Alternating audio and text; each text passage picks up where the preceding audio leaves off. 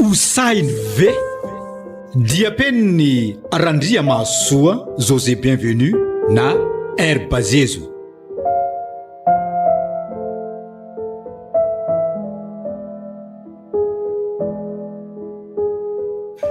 Fa ohatra mampieritreritra aho ary nizy izay nofoko alina izay. Fa nanofina indray hono ty zanako lahy ty izany. Ka hitan'iny. Tena hafa ohatran'ny tsy mba mpanao an'izany mihitsy ahy. Fa ahoana ry tiavina? Hitako ny dada miady tamin'izany ambody romotra be izany. Izany nefa amin'io ery alavitra ery mahita tsara ny zavatra amseho. Nefa dia tsy afaka mihitsika mba hamonjy azy akory aho. Dia teo ny taitra tapoka ka tafapetraka teo ambony fandriana mihitsy amin'ny farany. Ohatry, tena nao ahoana? Dia lasa saina teo fotsiny ary niny, sady tsy nahita tory-tsony. Ka raha ny fahitanao azy ary niny dia inona izany mety ho dikan'izany nofo izany? Tena tsy fantatro ry tiavina. Fa nga moa vao terisy heviny daholo ny nofo ratsy rehetrarehetra. Ohatra ny nofo rehetrarehetra ihany nge nofo ny nofisinao teo e. Fa zao aza miasa saina ny amin'izany loatra ianao. Za nga moa miasa saina ary niny fa mba gaga fotsiny ihany e. Tsy mba fanaoko mantsy manofo toy izany. Fa izay aloha niny, andeha kely aloha. Mety efa miandry ako manko izao ny namako. Sady ny tombona ingery niny nisy ny ankizy mikotrana miaraka aminay. Ay kosa. Ka andao ary zato izy raha andeha ianao e. Fa zao aza dia mody hariva loatra ianao. Ny fandriam-pahalemana manko efa hitanao fa tsy milamina mihitsy Aza manary ery niny lehilahy nge ny zanakao e, tsy vehivavy akory. Na izany aza koa. Izay fa lasa aloha e.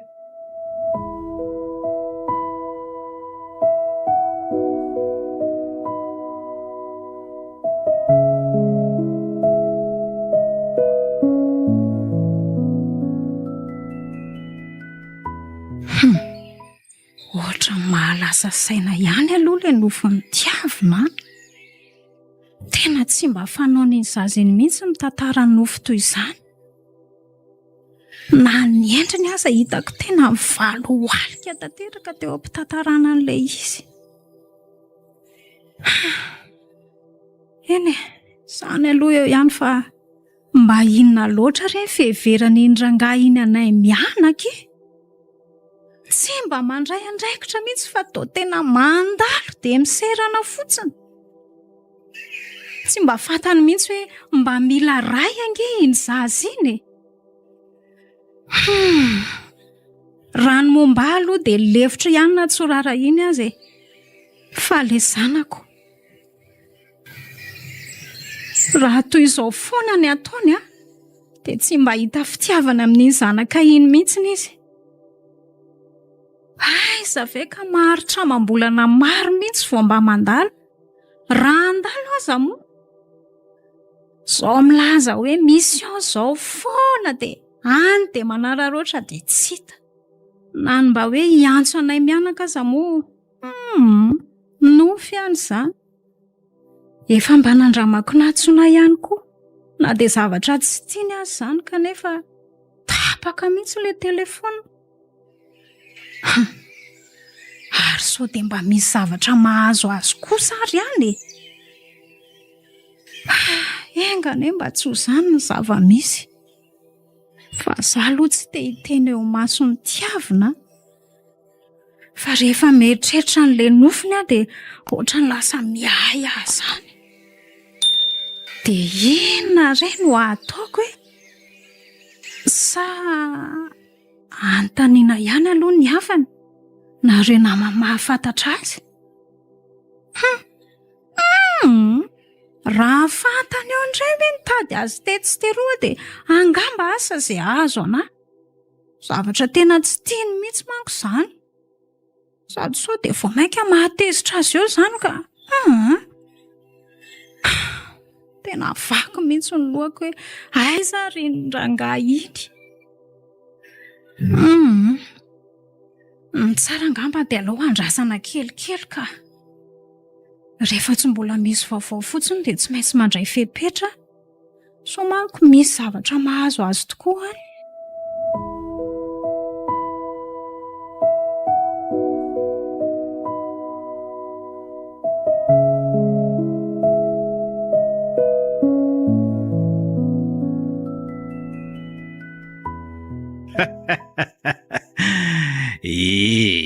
efa ely zay nkarohaka ny laser ratera.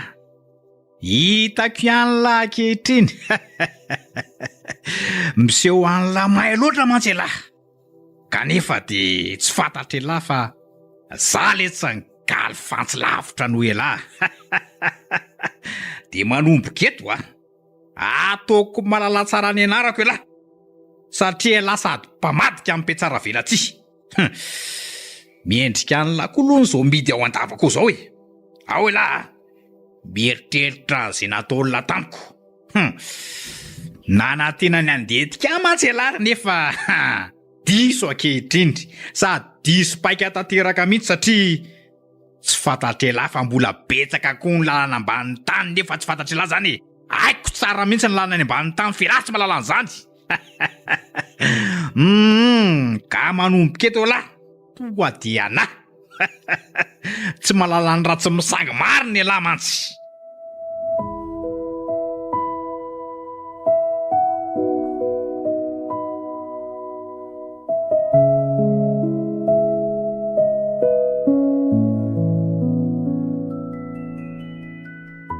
Ohatra marina fa aisako ary za zany dia maninona koa ny tongotra matandrako no to mifatotra ohatran'izao. Fa ahoana ary andraso hoe eritreretiko tsara.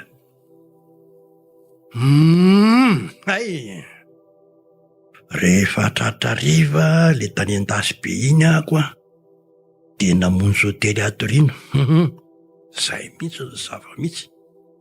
Dia gaga nefa fa toa aty amin'ny toerana maizina tsy fantatro ndraiky to misy amin'izao fa ahoana re iza no nitondra taty dia inona koa no antony hamatorana ohatr'izao. Raha azoko tsara anie zany dia mety nasendra lafonika mihitsy ahako ka rehefa tsy nahatsiaro tena dia nobataindra lahy dia zao nogadrainy ato zao. Fa dia inona loatra ary aloha ny antony. Tena ohatrany tsy mazava amiko mihitsy ny izy zany. Dia iza ihany koa olona nitondra taty. Raso aloha fa ohatra misy olona koa zany ary tena manatona ty mihitsy ny izy zany.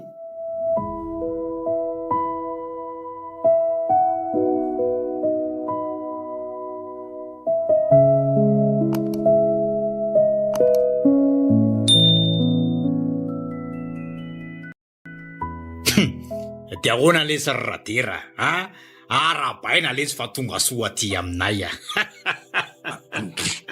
Fa iza koa ary zany olona zany ary tena mahafantatra mihitsy ny izy zany matoa mahalala ny anarako atoko moa maizina ka tsy fankahitana endrika mihitsy.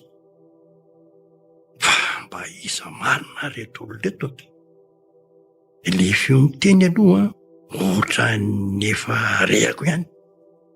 Fa tsy azoko antsaina mihitsy hoe iza. Tonga dia gaga lahy raha vao mahita anahy. Aloha mihitsy nampiretiko mihitsy jiro ty mba hahitany lahy tsara ny endriko. Amin'izay tonga dia fantatry lahy tsara hoe iza.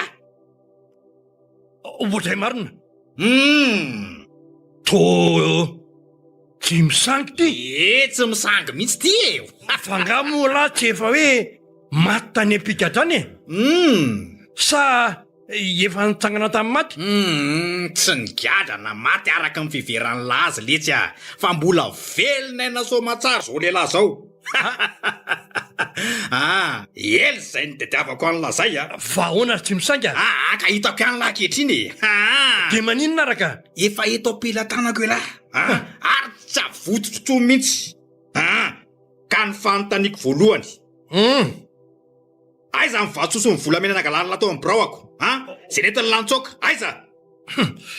tena tsy mazava amiko mihitsy ny eza nyfanontaniany lazana tsy misangy. Aiza fosony lese fa vatsoso volamena hoanao koa moa tsy ela ihany ve nampirina azy tany amin'ny lahy rehefa vita le mission ka. Zany ray zany mody asa fanila eto oradera aza mody fanina letsy efa fatrany daholo ange nataony lahy rehetrarehetra koa dia miomany lahy fa ho hitany lazany hoe abibiny tsy misangy zany rehefa tsy nilaza marina eto lahy tsarovy a fa tsy avelako hiala mainy eto zany la raha tsy milaza marina ka izao mieritsereta tsara aloha ny lahy fa tsy milamina angamba ny sain'ilay io fa avelako eto lahy alohany fa mandra-pilaza ny lahy marina de tsy maintsy ho fatiko e lahy asa manao an'izany nesy tsy misanga io zalahy embeny tsara alohany embeny tsara alohany idio tsara io varavaran'io tandreo fa io tonga de fatsoralahy io sady tonga de kapotsaka be io bandy io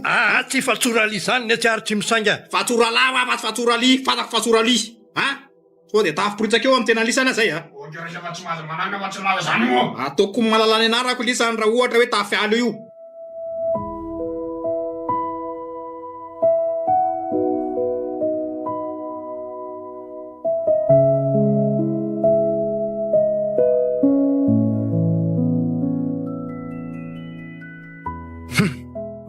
zandray ty marina tsy mba napoziko mbola velona ohatr' zao ty tsy misangy ty za nefa nahendro fa hoe efa matytany ampigadrana tamy mihitsy ny netsy vanina iny ay de resaka tia nampandrindra dresa fotsiny zany ny filazana fa hoe maty izy fa tena mahakaka koa aloha de ahoana moa no nahafaka azy tany amponja tany sady mahery loatra koa ny sisy bola matevina nataony ka nivadika hatramin'ny didiny voaka tena enjana tokoa aloha ny adala raha izany zandray azy ty no gardrainy atoko tena namono biby tsy nahafaty alaraderaka tena nofiteran'ny rambony tokoa raha ny fahitako zao fahatezerany zao aloha de tsy ho avelan'ny hafa-maina eto mihitsy fantatro loatra mantsy ny toetrany fa de tena biby mihitsy ny le zalahy iny rehefa tezitra raha vao tsy mifanaraka amin'ny heritreriny tonga de jinjainy avy etrany saingy na izany aza netana kosa aloha de tsy ho azo lazantsony na ininy na hitranga hoe tondro rehefa tanatsaka ve de ho avotsitra indray azafady eny babo aloha zao kanefa mino afa tsy maintsy ho afaka eto de hifankahita mariny tsika ary tsy misanga amin'izay fotoana izay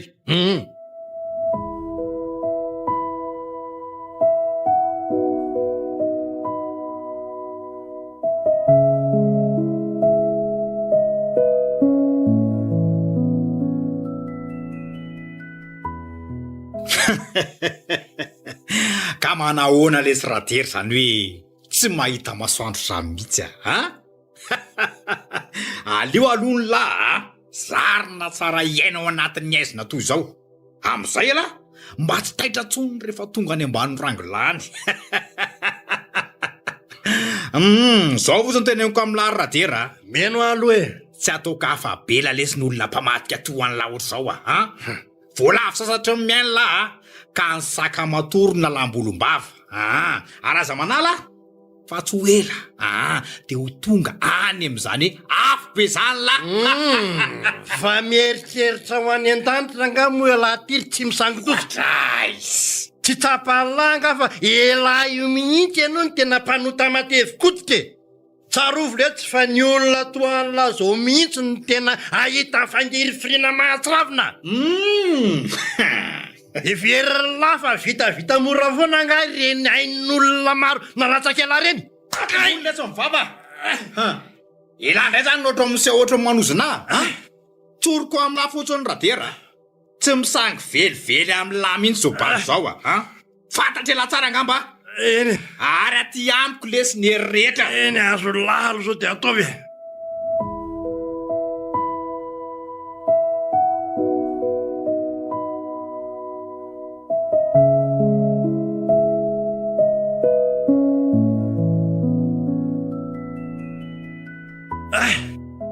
tena tsy misangy tsy mianarana tokoa le tsy valahary iny raha zao ataony amiko zao ka jereo anety nanaovanay asainy tarohan'ireo tsy lambotsika nananiaritra eo mihitsy kay raha so angamba no mitoy de mety maty ny eto mihitsy efa nisy namana ray izay mantsy nataony ohatran'izao nahazo azao lazainy koa fa hoe mpamadika tena mampalahelo tokoa fa no ny fampahoriany nataony tsy misangy dia tsy tana mihitsy ny ain'le zalahy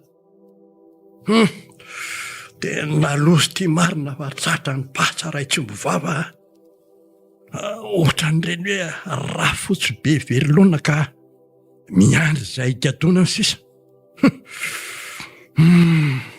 dia inona moa izao no nataoko hiaritra ny mangidety ve sa ahoana izay fomba antosirana eto anefa ty toa tsy misy hevitra akory ty vo tena loza marina.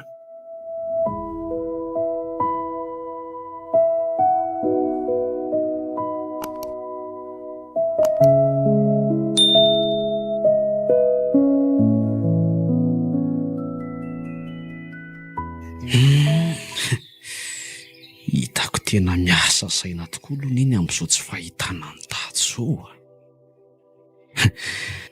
tsy efa ho tery volana tokoa moa izany izay tsy nahita anazy. Tena mampalahelo mihitsy mijery an'iny nefa dia tsy samy tiany amiko izay ao am-pony akory nefa izy. Ry dada koa aloha mba hanarina fotsiny hoe ray niteraka fa dia manahirana ka tsy dia sitrako loatra ny anaratsy azy satria raiko nahitako masoandro izy. Fa raha ny zavatra ataony kosa aloha dia tsy teloko mihitsy indrindra amin'izao fampahoriana ataony an'iny izao. Raha ny fahalalako azy mantsy dia tena variana any mihitsy izy ary variako mihitsy aza fa manitsakitsaka an'iny izy. Dia izay izany no mahatonga azy tsy mody trano. Le reniko ny mampalahelo ty dia natsapako oro mihitsy izy nefa dia tsy afa-maloatra akory. Ny any ataonay mianaka sisa dia mivavaka ho azy mba hiovany amin'izao fomba fanaony izao. Manahirana ihany no tia manambady ty raha ohatran'izao ataony dady izao koa ny enana ka. Fa izany aloha ihany fa dia na tsy maintsy ho raisina ihany aloha fepetra mba hisoroana sao dia misy zavatra mahazo azy tokoa ny ambadika any. Raha araka ny sosokevitry niny dia aleo manatina ny tontom-bola. Izy mantsy amin'ny maha-inspecteur de police azy no mety manana vahaolana amin'izao tsy fahitana ny dady izao. Fa ny mampanahy ny mianaka fotsiny izao dia izay mety ho valiten'ny tonontonko. Raha ny marina mantsy dia tsy mifankahazo loatra izy dada. Fantany tsara mantsy ny toetra tsy mendrika ataony dada amin'ny anabaviny ka mety tsy miraharaha izay mahazo any dadany akory izy. Iny na izany aza aloha na tsy misy mangiditra ny raman'izany. Tsy maintsy anatona ny tontom-bola ihany aloha izay mianaka na ho inona tinenina inona ary aloha tena tonga dia izay ianao tao.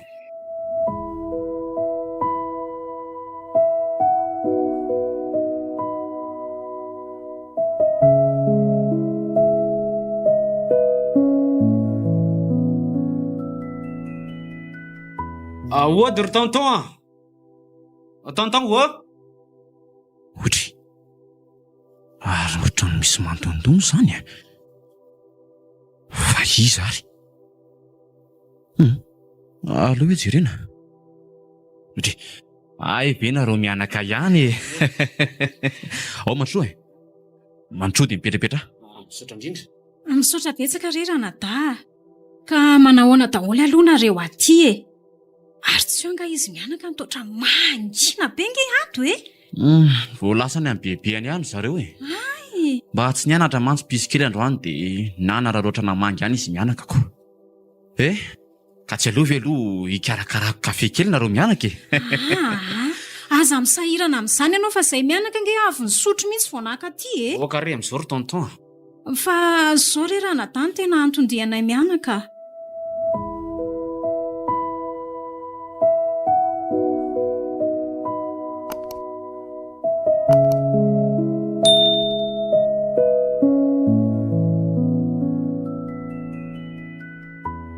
fampifangatesanyzany reny vaovaonisy tena manahirana mihitsy nefa atao ahoana moa fa tsy afaka mipetrapetraka amin'izao tsy afa-miala ny tena farainjanaky ny tena foana iny dia izay reranadany tonga nay mianaka ny totototo aty vao maraimbe ohatran'izao masaika ny tany anao izay hoe inona ny tokony atao. Ohatry ny mahalasa saina tokoa aloha izany vaovao izany efa telo volana ozy izy nareo teo no tsy nandalo tsony raha dera. Eno tena tsy hita hoe aiza misy azy na aiza sady efa mba nanandrana ny antso azy tamin'ny telefona ihany efa tena maty tanteraka ilay izy. Eny za aloha mino ranoro fa any ihany izy dia aiza nefa tsy fantatroko, mety hoe misy mahatamana anazy angamba aniko. Tsy te hamendrifendro anao aloha ranoro fa tena manahirana mihitsy anie ilay vadinareo amin'ny toetra ratsy ananana iny. Atsoriko aloha fa tsy dia akasitrahako loatra ny vadinareo iny. Vadinao moa izany kanefa atao ahoana fa efa rain-janako moa izy ka tsy afaka miala tsontsika. Izany indrindra manko. Ka zao angamba ny atao aleo ilazako aloha ireo polisy namako dia atomboka aingana amin'ny fanadihadiana. Aza manana reo mianaka fa tsy maintsy ataontsika izay ahitana ny marina. Fa hono ahoana izay? Efa mba nanontany ho any velonareo ohatra hoe tany amin'ny havany na koa tany amin'ireo olona izay mety mahafantatra azy. Efa nataoko daholo re izany saingy tsy nahita mbokany aloha hatreto.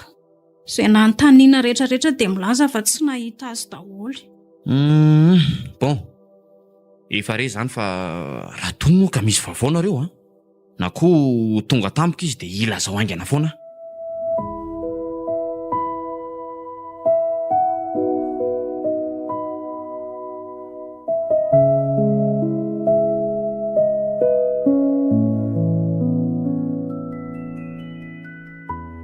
Fa zao tokoa ary izy mianaka. Misy vaovao zay mety mahasoa ny sery-tiavina raha mazoto se. Efa saika hiantso an'se mihitsy fa solo nareo fa tonga ty dia aleoko resahana avy hatrany. Fa momba n'iny izany ry tonton? Raha tsy diso dia toa efa mahana maro-pahaizana maîtrise teny amin'ny université tokoa se. Efa manana tokoa ry tonton. Mbola tiako aza neny hanohy an'izany fianarako izany hatrany farany ry tonton kanefa moa noho ny zava-misy enanay sy neny dia izao tsy maintsy hikaroka asa ihany angamba aloha mba hanapiako aneny eo amin'ny fivelomanay mianaka. Efa fantatro ihany momba ny dada ry tonton ray tsy dia azo anterana loatra izy. Marina izany se tena tsara mihitsy izany fikasany se izany. Fantatro tsara tokoa ny mahazanareo mianaka dia izay mihitsy nahatonga tsy nisalasala ny teniny tena marina. Ka zao izy mianaka isy fandraisana polisy atoato ka sao dia mba mazoto andray anjara amin'izany se. Raha ny diplôma sy ny bikabika ny se izao mantsy dia tena mety amin'izany mihitsy. Ko raha ny eritreritra aloha tsy aleo ve mba manandrana ihany sao dia mba tonga amin'izay ihany ny vitany. Tena mety amiko mihitsy aloha izany ry tonton sa ahoana mba hevitry neny? Rehefa mazoto ianao dia tsy maninona izany ry tiavina. Tena mety mihitsy izany. Zara raha misy an'izaniko. Sarotra ange no mitady asa amin'izao fotoana izao Eny ary raha mazoto sy tapa-kevitra se dia aloha fa karakaraiko momba an'izany dia mampilaza an'izay ihany rehefa misy vaovao dia misaotra indrindra rery tonton dia ianao koa dia misahirana loatra ka tena manakavana tokoa izay sy ny manana anao Andriamanitra ny hamaly izao ataonao izao.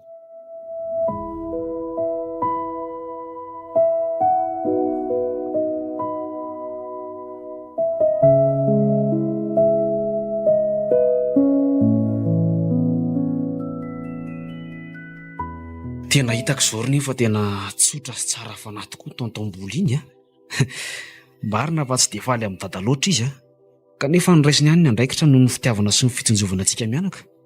Izany aloha dia tena marina sady izy iny koa tena olona tsotra fa rehefa tezitra koa nefa tena manahirana. Olo mifamarinana koa izy iny ry tiavina sady tena tia mivavaka mihitsy. Lazaiko anao fa betsaka amin'ny polisy mitovy asa aminazy fa hafa ihany izy. Ny azy mantsy rehefa marina dia marina. Fa raha toa kosa ianao nanao fahadisoana nanao eloka be vava izany dia aza mana tena no hafa be leo aminy eo mihitsiny. Tsy mba tiany mihitsy mantsy ny azy io manao kolikoly amin'ny asany io.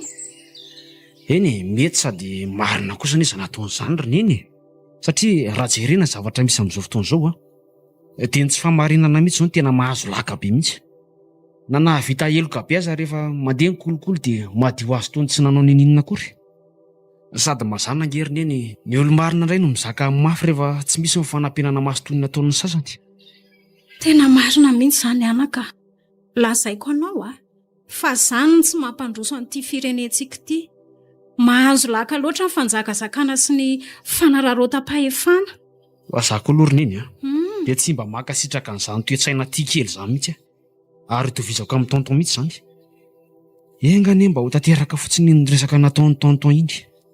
Fa raha tafita somatsara tokoa dia ny voady voalohany tsy maintsy ho tanterahako dia ny hampanjaka ny fahamarinana mba hiarovana ny tsy manatsiny.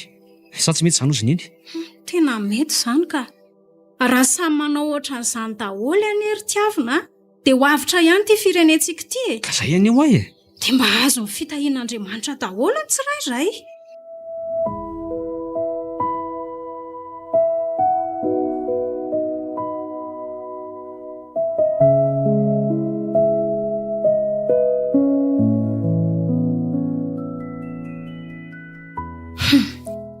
Ohatra ny anahirana ihany ty zanako ty raha tafiditra somatsara amin'izany polisy izany matahotra mihitsy indrindra moa momba n'ity ataondrainy ity.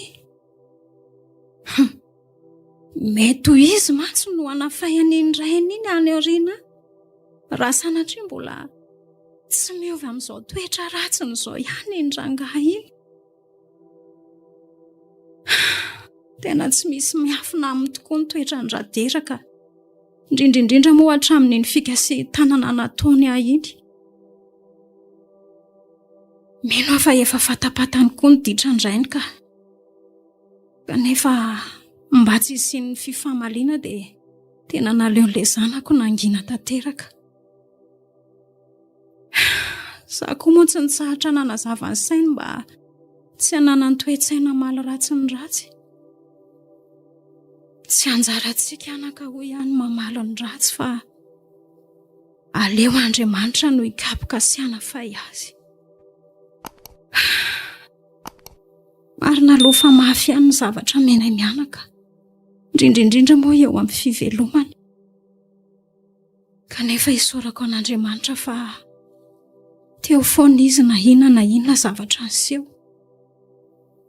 Nanome hery aho foana izy mba nafahako nameta ny adidiko, indrindra teo amin'ny fametan-tiavina ny fianarany.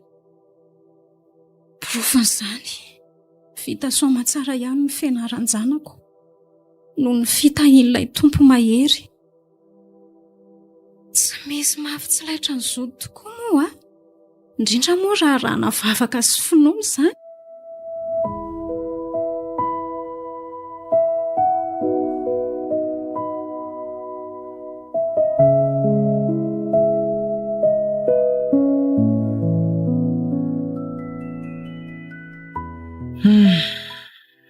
Tena mampalahelo ahy mihitsy raha noro amin'ity toetram-badiny tika. Jereo fa dia mitotototo hoe tsy eroa mihitsy izy mikarika an'ilay vadiny. Tsy dia hanan-kivy azy aloha fa raha lehilahy toa andradery iny dia tsy azo andirana mihitsy. Mino mihitsy fa mety varinany amin'ny vady kely any angamba izy. Fa ela ihany mantsy izay nalalako andradery izay fa ilay antsoina hoe akolamboatra ireny angamba. Efa mba nanipiteny ihany talohan'ny raha nisy ranoro kanefa moa mbola niditra ihany ilay anabaviko. Tsy hoe mandatsy akory fa izao raha mahita izao ny vokaniko. Raha tsy noho ny alahelo sy ny fiangaviana sy mianaka aloha dia navelako tany mihitsy izy. Raha koa ve andany andra amin'izay zao da manirikiry iny. Arina ihany ilay fomba fiteny hoe ny zao da tsy mba havana. Na zany aza so kosa aloha fa mba tsy nanahaka ny toetra n'ilay tiavina e.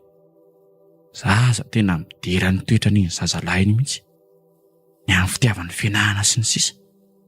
Indrindra moa tena tia mivavaka tokoa ny adala ka tena feno fahendrena tokoa e. Akoatr'izay dia tovolahy tena en forme sy pikana be mihitsy izy. Sady tia manao an'ireny fanatanjahantena ireny mihitsy moko. Eny e, ndaso fa tsy maintsy izaka hanampy azy rehefa tsy hanao ny rainy.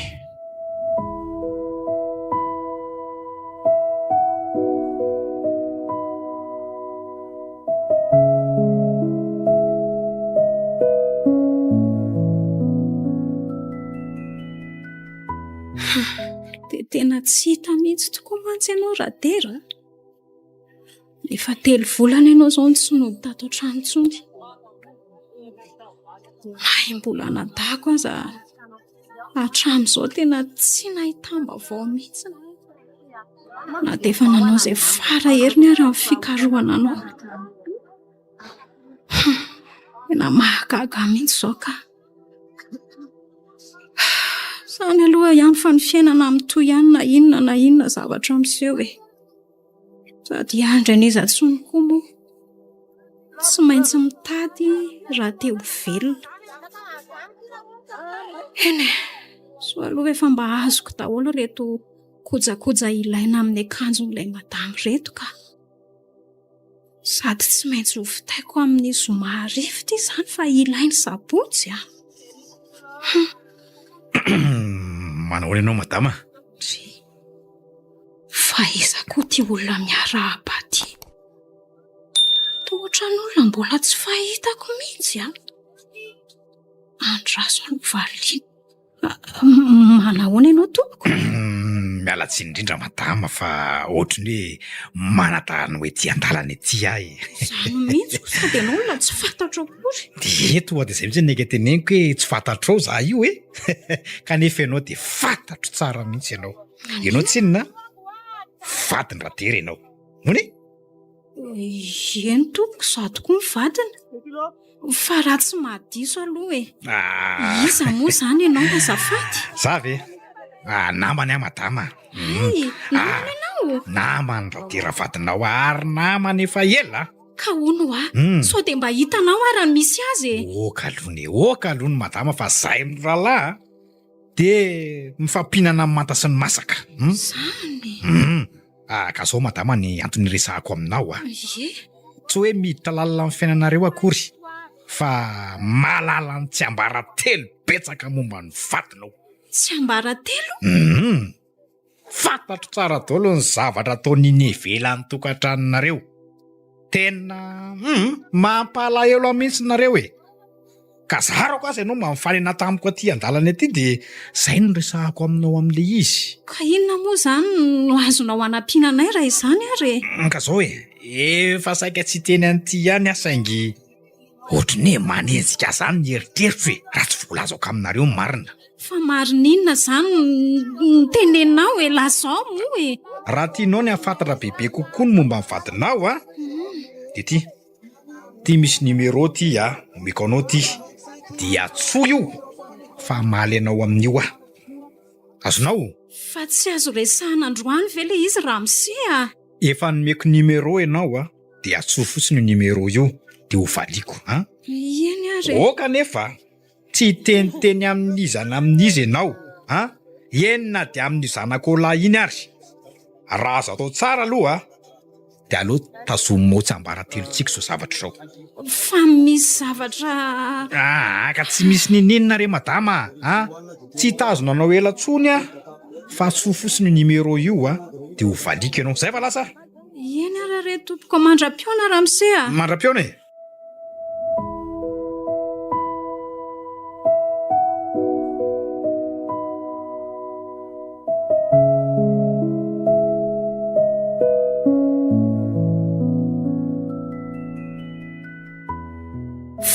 Iza koa ary no olona hitako tena tsena ho maly iny e. Iza ny laza fa namany radera. Ary efa ela ondry zareo ny fankafantatra. Zaho aloha ohatra mbola tsy nahita n'inona indray mandeha zaho. Fa na zany aza aloha mahalasa ny saiko ihany ilay zavatra nolazainy a.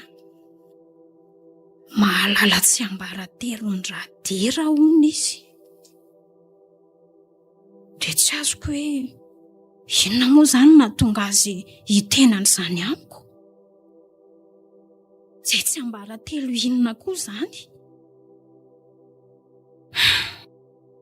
Tena sady mahavaky loha izy ity no mahaliana ihany ilay zavatra niresahany. Fa raha ny fahitako azy aloha dia olona mba mihaja ihany izy. Ka tsy azo eritreretina ho isan'ireny mpandainga ireny. Tena matotra. Eny izay aloha ny fomba fijeriko azy koa. Iza koa nefa mahalala fa mety ho fantany koa ane izany no misy andradera amin'izao fotoana izao fa izy fotsiny tsy te hilaza amiko e. Andraso fa raha vao misy fotoana tonga dia antsoko iny olona iny.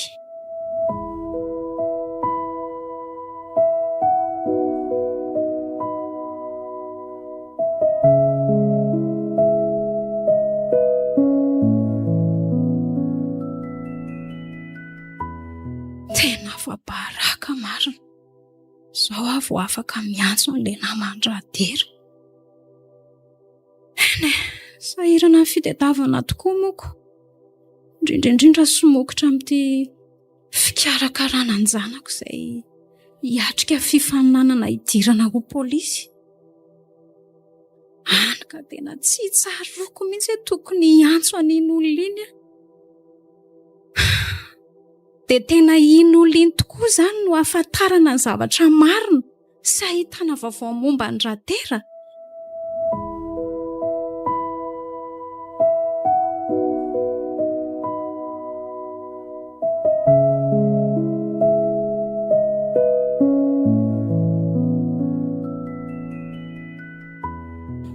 Tonga ihany tokoa ity ny fotoanany fanomezanay. Raha araka ny filazany dia eto amin'ity toerana ity mihitsy izany ny toerana nolazainy. Tena eto. Ary amin'ny firy moa izany izao oro izao? Tonga aloha kosa izany ka. Mbola vao amin'ny folo latsaka fefany mantsy nefa amin'ny folo ny fotoana nomeny Dia inona moa izany fa miandry ndry fa gasiko.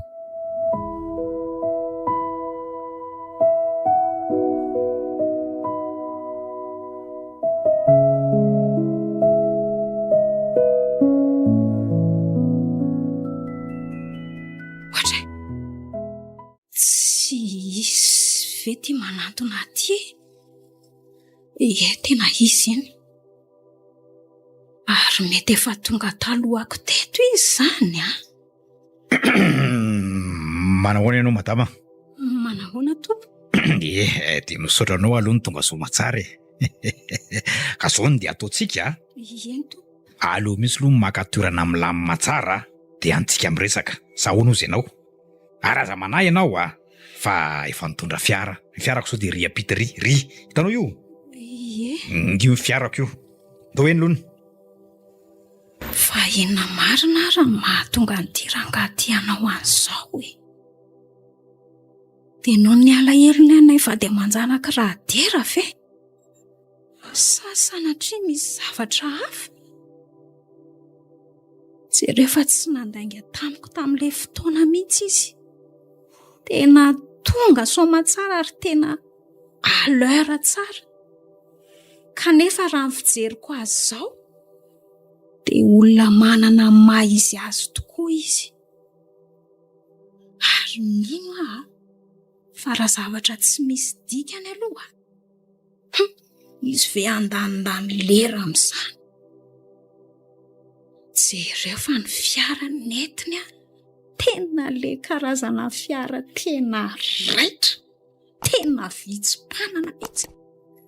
Fa inona marina raha ny tena tianyity rangahy ty atongavana sotatarainy. Marina raha tsy ohatran'ny tsindrin-daona mihitsy eno izay zavatra ho lazainy ka.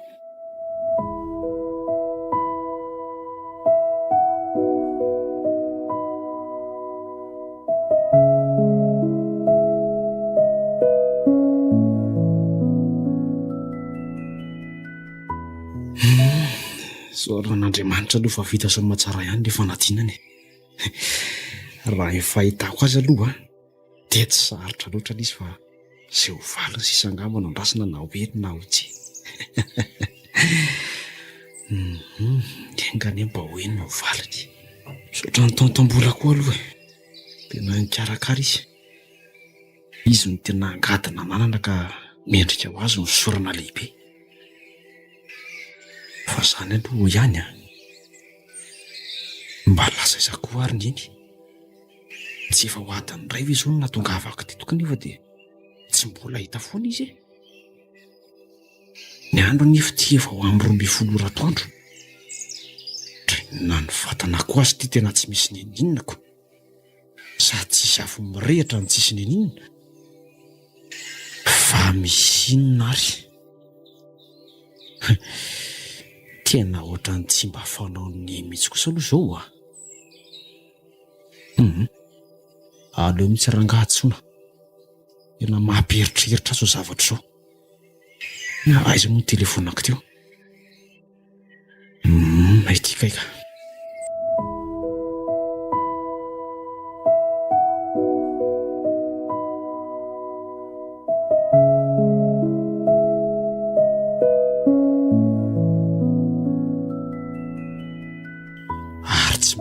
Misy nge nieny zany nefa dia reko misonona mihitsy le telefonina. Fa aiza marina ry. Dina koa ny atony tsy hamaliny ny antsoko. Aleo rangalo averina tsona. Tena tsy mandray mihitsy ka.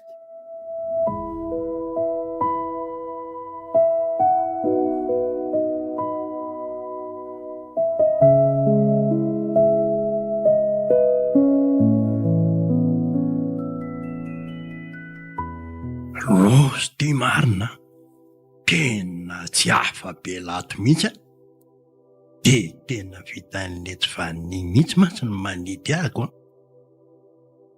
Tsy fantatro tsony zao na hafirina zao ny tato na hafirina. Raha izao no mitoy mba marina mafy tsy faty ato mihitsy ny angamba. So ihany aloha fa mba miheny sakafo ihany na dia tsy dia betsaka loatra azy. Tena fampijaliana tsiroa aman-tany mihitsy zao mahazo azo ka. Fa raha za kosa aloha ny tafavoakato dia hifankahita marina tsika raha tsy misangy. Tandremo alalo zao ny alety fa kosa ny retoro. Zany aloha eo ihany. Fa mba ahoana ary zao ny eritreritry mianaka amin'izao tsy fahitany azo. Na dia efa mahazatra azy ireo ara ny tsy fodiko ohatrany dia mino fa mba ho taitra ihany angamba zao ry zareo ko. Efa ela ihany mantsy no tsy nodiko tany. Ny vavany ranoro aloha mba azo le ferina ihany. Fa ny fijerilay zanakolahy tena tsy laitaka. Moa tsy miteny le dala fa ny fijeriny aho kosa tena mifono zava-dalina mihitsy. Aiza mba manao ratsy ihany tokoa eto amin'ity fiainany ity fa tena manoto mihitsy ny alahelon'olona. Zao aty sendra ny fitenenana hoe rehefa elany nanaovan-dratsy dia tsy maintsy mandray ny maloto tokoa amin'ny farany.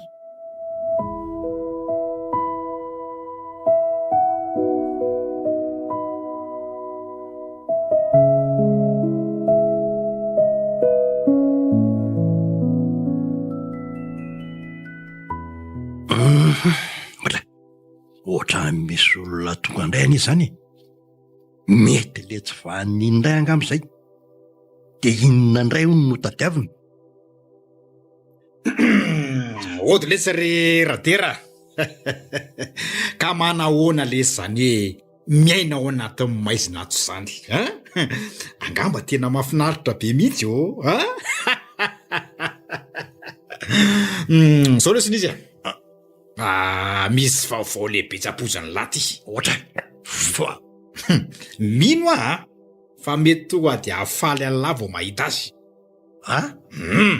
andraso aloha fa sehoko an'lay izy ory zalahy mba hoeto makaty kely lesy le olona ao ambadika ao tonga de batao fa efa tsy matsiaro tena tsony io lesy ohatra marina fa izy ty nety le maty le teto aty mino fa mahafaly an'la vao mahita an'io elahy tena olona tsy vanina mihitsy alary ty misagy de salavy lesy nitondra-keriny eny vatoko aty sako lesy sao de mba tsy mety kosa lesy ho ataony lazao resakitsika samy lehilahy ane zao fa tsy misy idiran'ny vatoko kosa de mbola tsy malala marina ve laha ty radera nyaly esy rehefa mivadika tamiko de ataoko mahita faisana mihitsy ampahafantariko an'la tsara mihitsy zany hoe bibiny tsy misangy zany aza de manao an'izany nezy ry tsy misangy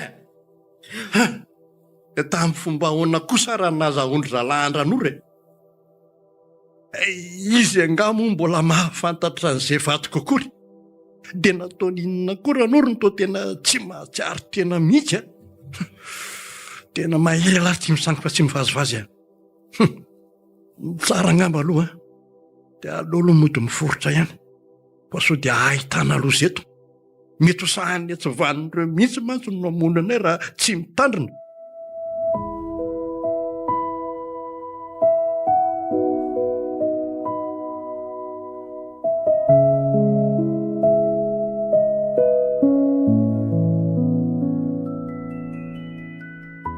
zao lesy ry tsy misanga tena miaiky aloha fa mahery alahy ka mba miangavy aletsy inona ny fiangavin'ilay avotsory aloha mivatoko fa tsy misy idiany mihitsy aneho azy o resaka zao laha zao zay tena tadiavy lafa tanterahako daholo ay ve lesy laty ka manaiky ny lefitra ihany miseho azy ohatro mafy loloatra ala radera ka tendra may an'la kehitriny manaiky aletsy zao fotsiny lazaiko am'la miaino ahako vereny daholo fotsiny ny fananako rehetrarehetra zay nalainy lahy de milaminy ty resaky ty tsy de mibetsaka tsony fa mieritsereta tsara elahy avelako aloha nareo mivady de mahaisa mifankaty tsara sady efa ela koa zay nareo tsy mifankaty oka letsy moa mino fa manitra tsara zao fifankatiavana misy aminareo satria zao nareo vao niona ny ray zay malasa aloha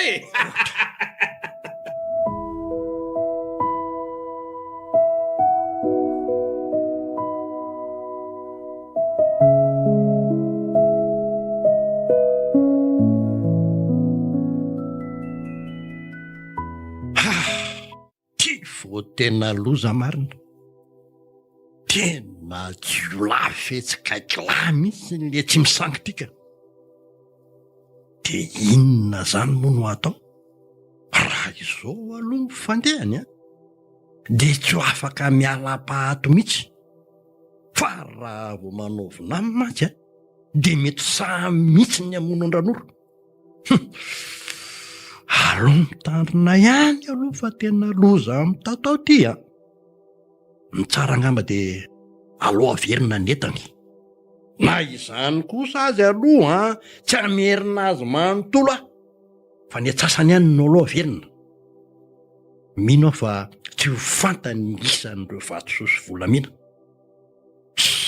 aloha ranga zainao tao sao de ahitana aloha zay tokoa ka fa aiza koa ary za zany de aizy ty afina tsy aho izy fa milamina tsara aloha to radera ay efa tonga ianao ohatra tena mbola azy tonga saina tokoa ranoro zany eny le ranoro iza tokoa ty efa tonga saina tsara ve ianao fa tonga saina hoana de maninona koa ianao manontany an'izany fanontaniana izany zao no izy ranoro eno tsara aloha fa ilasa zavatra aminao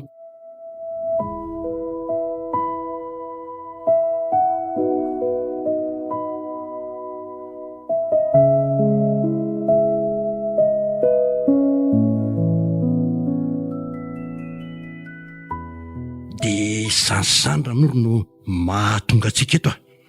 Andriamanitro, fa tena marina ve izany zavatra lazainao izany Radera? Eno tena marina izany fa aizany teny mafy aloha fa sao dia rendre zareo. Dia inona raha izany ozy izy ianao ny antony tondrahana taty? Tena lozana izany e. Ary raha izany marina dia ho faty ato tsisy. Tena marina e. Moramora ihany aloha fa ohatran'ny misy olona tonga ane izany.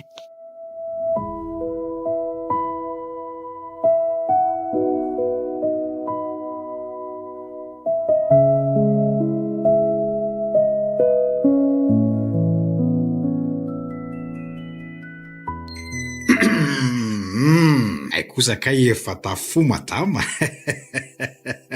Tadidinao tsara angamba hone? Tena le olona nresaka tamiko ty. Le nilaza fa namany Radera. Tena izy mihitsy io lehilahy io. Tena izy. Aika izany fitaka nentin'ny nanjonoana fotsiny reny resaka tsara lahatra reny a. Loza fa tena voafitaka tanteraka mihitsy azany. Noho ny fahaizany ty rangahy ny resaka dia voany tsara. Tena tsy olona mahay tokoa aloha izy e.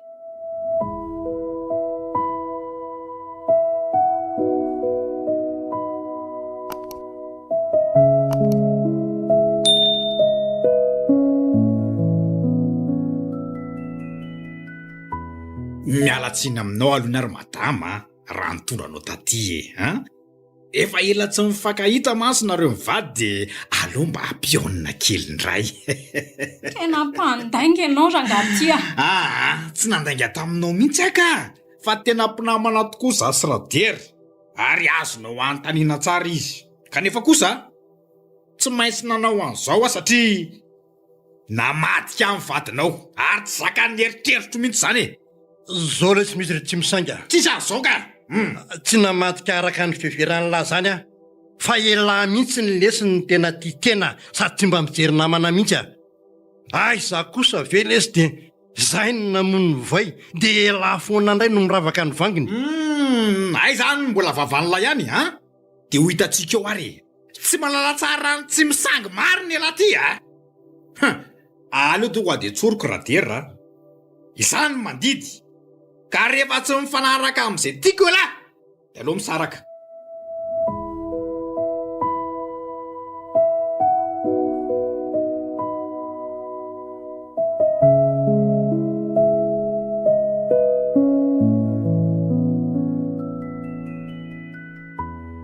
Ary tena misy afera maizina anerahany reto mihitsy izany tany ambadika tany a. Tena vadika Radera le afera izany raha azoko tsara. Dia izao mibarataka mihitsy raha tsy misangy. Ary tena vinitra dia vinitra tokoa aloha raha ny fahitako azy teo a. Fa hono a Radera? Minanao anko e. Inona daholo izany resakareo izany? Tsy misy azoko mihitsy fa mba hazavao amiko ka. Ka tsy misy idiranao izany Ranoro a. Valy faty natao amiko fotsiny an'ilay tsy valahary iny. Eny e, aferinareo tokoa moa izany ka tokony tsisy idirako. Fa raha aminao izany dia inona izany no tokony tondrahana taty? Ho atao antoka? Izao no izy Radera. Ataovy izay fanarahanareo any ambadika any fa tsisy idirako izany araka ny teninao. Fa izao nena aleo ody. Ny zanako an'izay ngamba efa mitaintaina mafy amin'izao tsy fahitana zao. Raha azo atao Radera mba hiangavio iny lehilahy iny dia avelao ody hamonjy ny zanako. Eny re aza matabatra ianao fa resaka amin'ny ara vao tonga eo izy. Dia inona moa izany fa dia tsy maintsy averiko daholo izany ireo volamena tsy vato. Tena tratran'ny lahy tokoa atiry tsy misanga. Ka dia tsy manana ola zaina intsony. Tsarovy anefa. Fa mbola ho avy ny anjaran'ny lahy.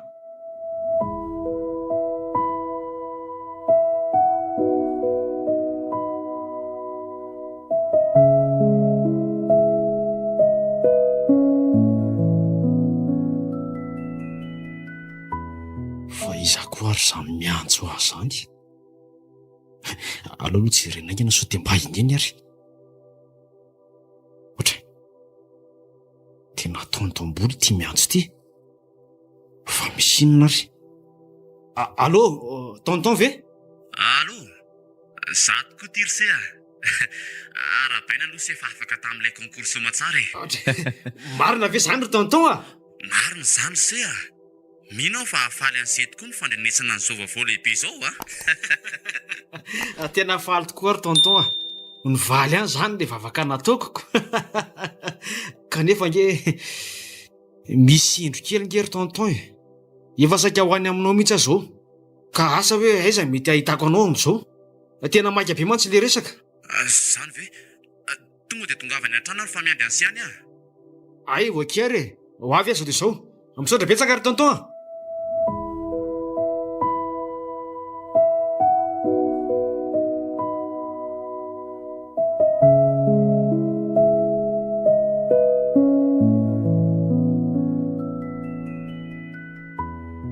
Dia zany lazaiko anao zany re mivavory tonton. Efa ho 3 andro zao tsy nahitana ny iny. Tsy fantatra hoe nakaiza na nakaiza. Dia tsy hita fotsiny tsotro zao e. Ohatra ny dada ihany. Tena mahagaga tokoa se izany fitrangan-javatra izany a. Za aloha mino fa misy zavatra hafa mihitsy ao ambadiko izao e. Dia zavatra iny zany ry tonton? Izao no lazaiko an'ny sery tiavina. Ataovy tony aloha ny sainy se fa asa mora-kivo izany. Mino ary se fa mbola vilinay any zareo a. Fa ny ahiko fotsiny izao dia mety nataony zala otazy any angamba ny reniny se. Atao otazy ahoana izany? Zany Atao takalinaina ve? za indrindra mpanoa fera-maizina be mantsy ny rainy se iny raha mariny. Ka mety nisy tsy ny fanarahana dia niafara tamin'ny fitazomana azy mivady mihitsy angamba. Dia mety ho zany tokoa ve? Zay aloha ny ahiko e. Fa mbola tsy fantatra izay tena fahamarinany. Fa raha zany kosa aloha ny tena misy ry tonton a. Dia tena tsy handefitra intsony a. Dada kosa ve manao ny ataony dia ny indray ny zakany adalany? Tena tsy manaiky an'izany kosa ry tonton a. Eny e, fantatro tsara ny atezery ny sisiny hafanampony se. Kanefa aleo aloha alamina tsara izay tokony atao rehetra. Raha tsy mitandrina mantsika dia mety hiafara ny fahamozany an'izy mivady mihitsy.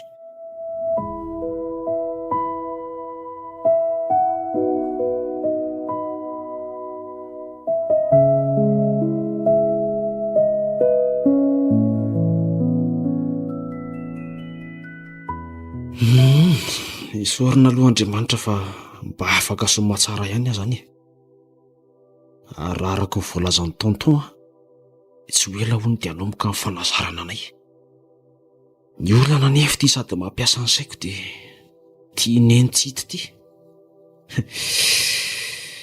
Dia ho sanatrify ka maty any tokoa niny.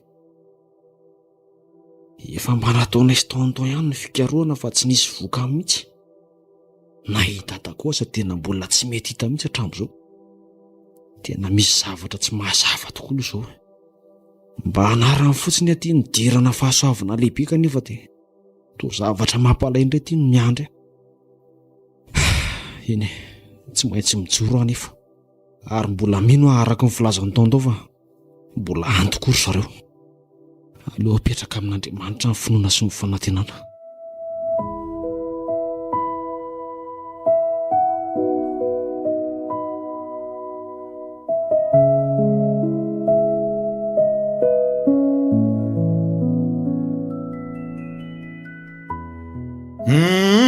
Efa somary elaela ihany zay angamba nijanonareo tato a.